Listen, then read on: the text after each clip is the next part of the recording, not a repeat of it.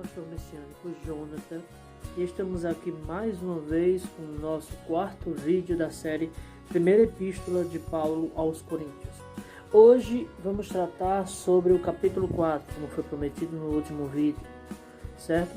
Mas antes eu gostaria de pedir a você que se inscreva em nosso canal, deixe o seu like, compartilhe para que mais pessoas possam ouvir o Evangelho judaico do primeiro século, ensinado por Jesus e pelos apóstolos, certo? Então, sem mais delongas, o capítulo de hoje, o qual nós iremos estudar, é justamente o capítulo 4 da primeira epístola de Paulo aos Coríntios.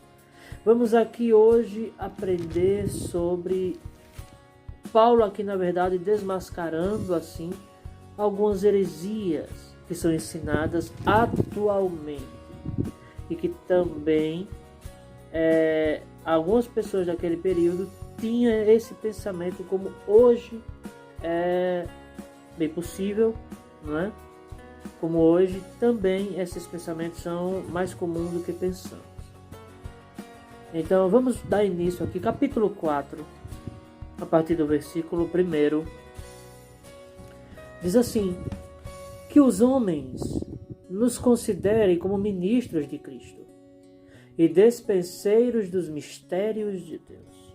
O desejo do apóstolo Paulo, começando assim o capítulo 4, é justamente que os homens nos tenham como servos do Todo-Poderoso. Mas como é que os homens podem nos ter assim? Com as nossas atitudes. As nossas atitudes. É necessário que as pessoas nos tenham como servos do Todo-Poderoso. Versículo 2. Além disso, requer-se dos despenseiros que cada um se ache fiel. Esses despenseiros aqui, quem são? São os ministros. Somos nós. É necessário que todos os ministros se achem fiéis a Deus. Tenham testemunho com Deus. Todavia, a mim muito pouco se me dá de ser julgado por vós ou por algum juiz humano. Nem eu tampouco a mim mesmo me julgo, porque em nada me sinto culpado, mas nem por isso me considero justificado, pois quem me julga é o Senhor. Vamos lá. O apóstolo Paulo, ele deixa bem claro o seguinte, que apesar dele não ter sentimento de culpa dentro dele, ele não se considera salvo.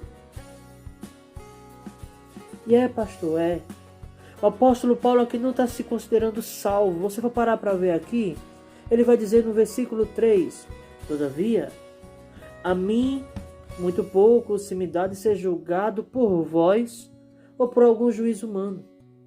Nem eu tampouco a mim mesmo me julgo. Como assim? Como ele está dizendo que ele não se julga a si mesmo? Como entender isso? Você vai ver que existem dezenas e dezenas de cristãos aí que abrem a boca e já começam fazendo julgamentos precipitados, dizendo: eu estou salvo e nada me faz perder a minha salvação. Paulo diz que ele nem a ele mesmo ele se julga salvo. Olha aqui no versículo 4. Porque em nada me sinto culpado. Ou seja, ele não tem um sentimento de culpa dentro de si, porque ele sabe a comunhão que ele tem com Cristo. Mas ele vai dizer o quê? Parte B do versículo 4. Mas nem por isso me considero justificado. Nem por isso me considero um salvo. Meus queridos, o que é que Paulo está querendo dizer com isso? Paulo está deixando bem claro que enquanto nós estivermos nessa vida, nós estamos lutando pela nossa salvação. E as doutrinas calvinistas do reformador João Calvino, que vou ser bem sincero para vocês aqui, a única coisa boa que a reforma protestante trouxe para o mundo foi simplesmente o acesso às Escrituras. Só. A reforma, ela não foi uma restauração, ela foi uma reforma. Todos os reformadores manteram a sua fé na Igreja Católica Apostólica Romana. E a verdadeira igreja protestante que segue os reformadores, não pense você que é a igreja evangélica, porque não é. A real igreja que segue a doutrina dos reformadores é a Igreja Católica Carismática. Essa igreja, ela tem a ideologia dos reformadores protestantes. Então, é interessante que a reforma protestante, com Agostinho na época da pré-reforma, né, ensinava que uma vez salvo, salvo para sempre. Mas o interessante é que Paulo fala sobre isso aqui. Por que Paulo fala sobre esse assunto aqui? É possível, não estou dizendo que há, estou dizendo que é possível que existisse alguém aqui no período do apóstolo Paulo que pensava também dessa mesma maneira, bem como Agostinho. Ou seja, é possível que essa teologia de uma vez salvo, salvo para sempre exista muito mais antes do que a própria reforma protestante.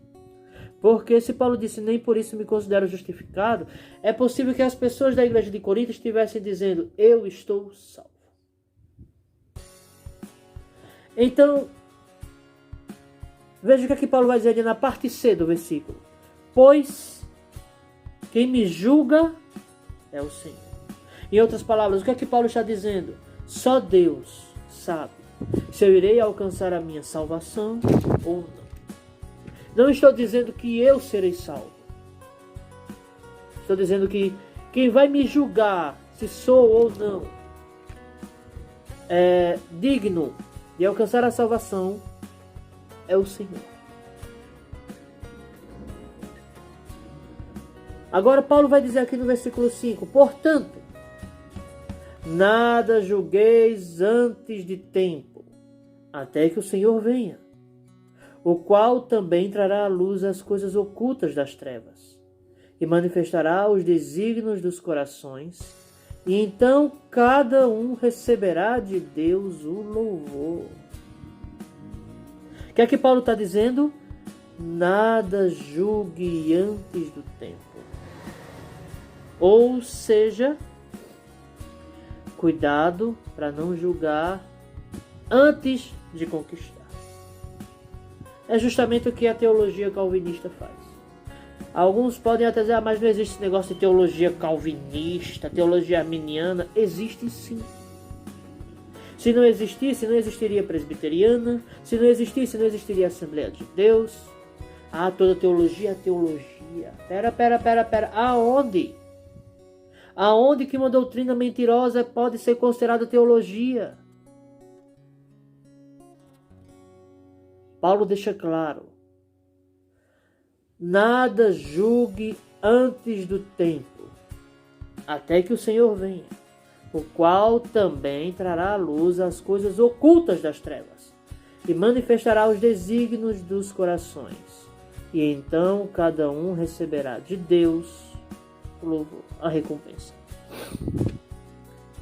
Meus amados, a teologia calvinista, inclusive luterana, amam abrir a boca e dizer, já estou salvo. Os seguidores dessa teologia, eles amam abrir a boca e dizer, ninguém perde a salvação.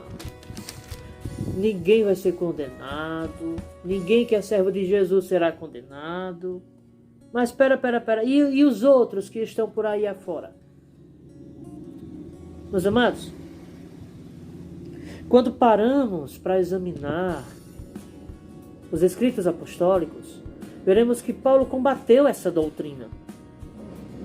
Paulo combateu veementemente essa doutrina de uma vez salvo, salvo para sempre.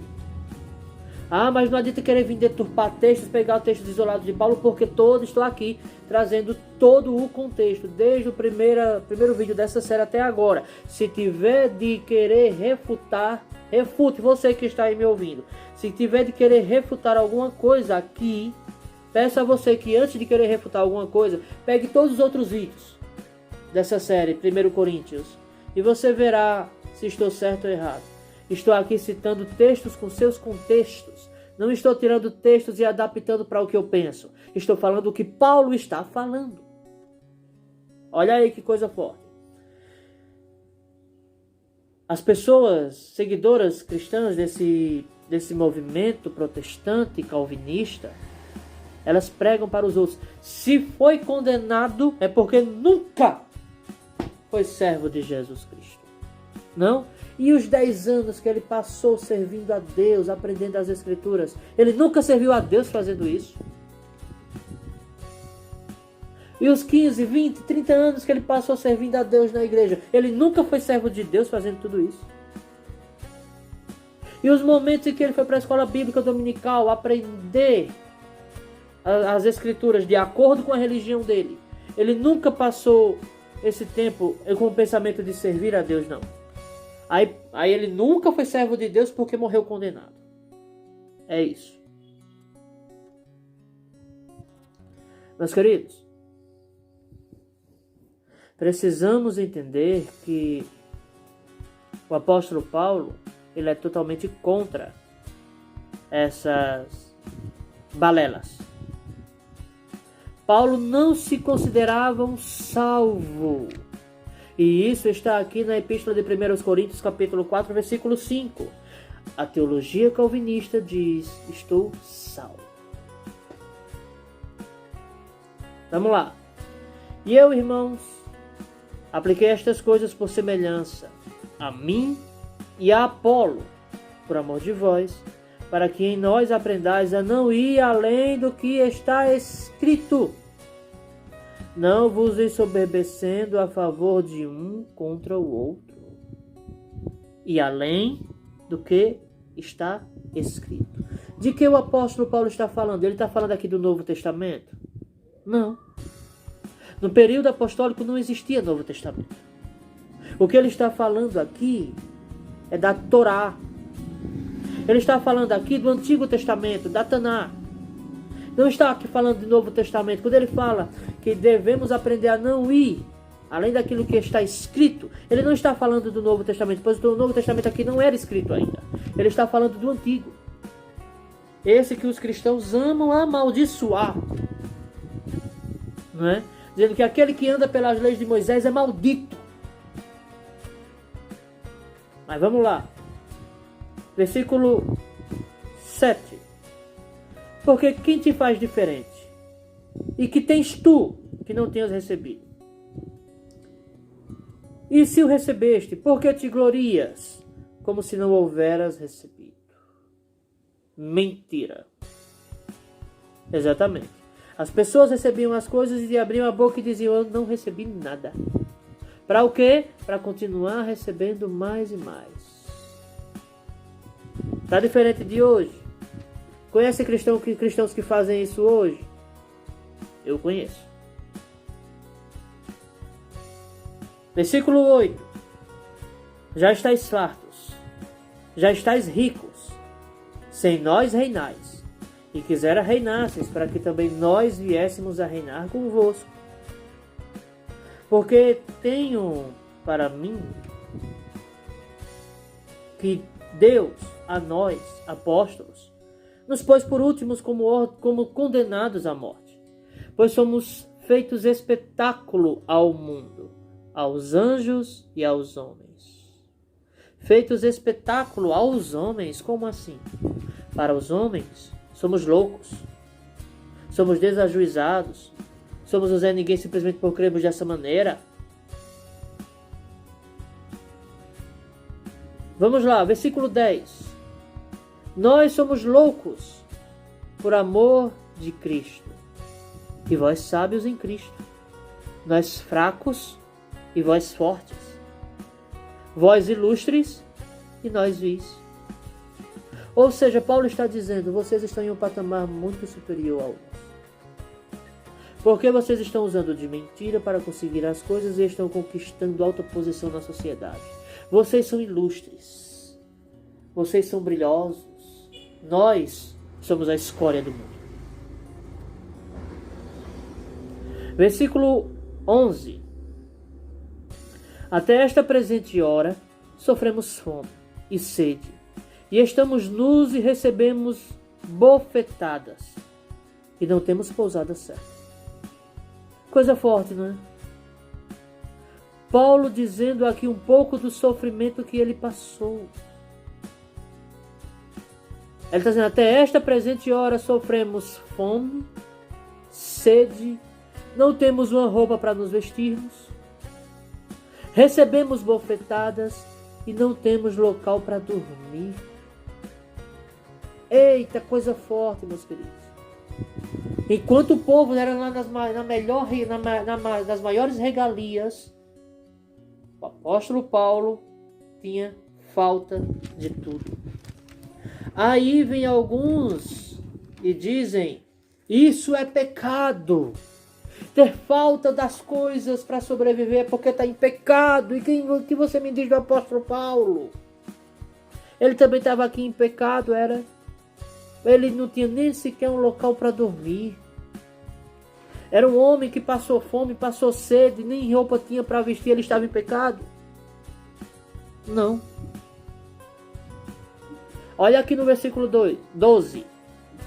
E nos afadigamos, trabalhando com nossas próprias mãos. Somos injuriados e bendizemos. Somos perseguidos e sofremos. Somos blasfemados e rogamos até o presente. Somos blasfemados e rogamos. Até o presente temos chegado a ser como o lixo deste mundo e como a escória de todos. Paulo aqui, ele faz menção, ele faz uma referência ao livro de Lamentações de Jeremias, capítulo 3, versículo 45. Olha aqui, ó. E nisso, por incrível que pareça, ele está justamente se referindo aos judeus, viu? Que os judeus, até esse momento de hoje, são tidos como a escória do mundo. Porque quando ele diz nós, ele está se referindo a ele e ao seu povo. Mas quando ele diz vós, ele está na verdade se referindo à igreja gentílica. Lamentações de Jeremias, capítulo 3, versículo 45. Olha aqui, ó. 3:45 de Lamentações de Jeremias diz o seguinte: como escória e refúgio nos puseste no meio dos povos. Ou seja, Paulo está aqui fazendo referência e dizendo que o seu povo é a escória do mundo. É a nação rejeitada pelas nações. Não escreva essas coisas para vos envergonhar. Versículo 14 de 1 Coríntios 4. Mas admoesto-vos como meus filhos amados. Porque ainda que tivesse 10.000 aios em Cristo, não teríeis contudo muitos pais. Porque eu, pelo Evangelho, vos gerei em Jesus Cristo. Admoesto-vos, portanto, a que sejais meus imitadores. Olha Paulo dizendo à igreja que ele quer que a igreja o imite. Que ele quer que a igreja não se apegue às coisas desse mundo. Olha aí que coisa forte. Admoesto-vos, portanto, a que sejais meus imitadores. Por esta causa vos mandei Timóteo, que é meu filho amado, e fiel no Senhor, o qual vos lembrará os meus caminhos em Cristo, como por toda a parte ensino em cada igreja. Timóteo ensinava as doutrinas do apóstolo Paulo. Olha que coisa forte. Timóteo ensinava as doutrinas de Paulo. Mas alguns andam ensoberbecidos, como se eu não houvesse de ter convosco. Ou seja, as pessoas, Paulo está dizendo, há alguns entre vocês que estão se achando. Que estão se achando a última bolacha do pacote. Pensando que são melhores do que os outros e esquecendo que mais cedo ou mais tarde eu vou passar no meio da igreja para saber como é que esses coitados aí estão. Meus amados, versículo 19, Paulo vai dizer assim, ó: mas em breve irei ter convosco, se o Senhor quiser, e então conhecerei, não as palavras dos que andam ensoberbecidos, mas o poder. Olha o que é que Paulo vai ver. Paulo está querendo ver aqueles que estão se achando se eles têm alguma autoridade sobre os demônios, se eles têm alguma autoridade sobrenatural de curar enfermos, de manifestar milagres. Paulo vai dizendo: eu não vou aí para ver a soberba desses tais. Eu vou aí para ver se estes tais têm algum poder que Cristo lhes deu para que eles estivessem tão exaltados sobre o resto de toda a igreja. Olha aqui, ó, versículo 20. Porque o reino de Deus não consiste em palavras, meras palavras, mas em poder. Que quereis? Irei ter convosco com vara ou com amor e espírito de mansidão? Paulo aqui, terminando o capítulo 4, ele fala uma pergunta, ele pergunta algo aos coríntios. Ele diz: como é que vocês querem que eu vá? Vocês querem que eu vá manso ou que eu já chegue chicoteando? Eita, Paulinho duro, não é? Paulo era bicho duro. Mas, amados, vamos aprender que o Senhor, Ele nos ensina o bom caminho. E andarmos pelo caminho, é isso que vai nos aproximar do Todo-Poderoso. Que Deus abençoe a vida de todos vocês. Deixe o seu like, se inscreva em nosso canal e fique com Deus. Deus abençoe.